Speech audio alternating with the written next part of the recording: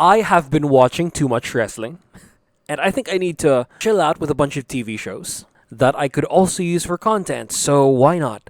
So, yeah, I have a bunch of pilots lined up, and I'm gonna be making reviews of them in between the wrestling reviews. Who knows, it might bring those people who are fans of those shows, and it might get them into wrestling. Vice versa. So for this one, I'm going to be reviewing Lucky Hank. So Lucky Hank is a show by AMC, starring Bob Odenkirk and Muriel Enos. Those are the two most notable actors in the show, but it has Kyle MacLachlan listed, so that's enough to draw me into it. It's a show about an English department head professor in a mid-tier college and his daily life. It's an existential and nihilistic dark comedy about a person who just knows how the world works and doesn't let formalities, as well as people's pretensions, affect how he sees things. He's the sort of person that destroys, like absolutely tears down the egos and the idealizations of the people around him, teachers as well as students. Is it the right thing to do? I don't know, but it is hella cathartic. They don't answer it in episode 1, but I'm interested in how he grows as a character at his stage in life as the show goes on. And honestly, we need this sort of thing for a lot of people in our lives who just needs to be brought down a peg. We may know some people like this, and some of us want to be this. Hell, even I want to.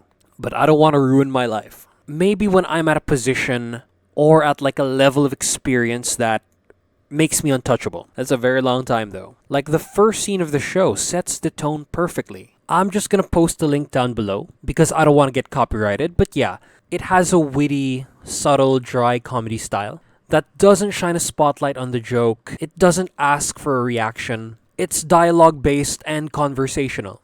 There are no like zoom ins to faces, to people's reactions. They don't pause to give you time to process it. It just happens, it pops up in your head, and then it's your choice how to react. I was popping from left to right at the jokes because they're just so damn relatable. If I'm going to like give a grade to the humor on how subtle it is, it's like an 8 out of 10. It's not completely subtle. The characters still do quirky stuff, and some absurdity still happens. And God, like, this made me realize that I would have been eaten alive if I decided to study in America. Like, in a place where people can just speak their minds, there's no, like, level of respect at, like, authority. Or maybe it's just how they're presenting it, but, like, people here are respectful to elders, even if they're scumbags. Or are very self-important. There have been so many times that I wanted to do this, but again, I don't want to ruin my life, so I'm just gonna have to live vicariously through this character.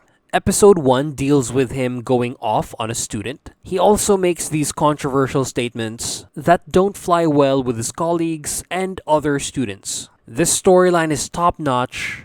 It's very relatable, no matter what your field of work is, and how it all ends sold me on the show. Like, this is my thing here.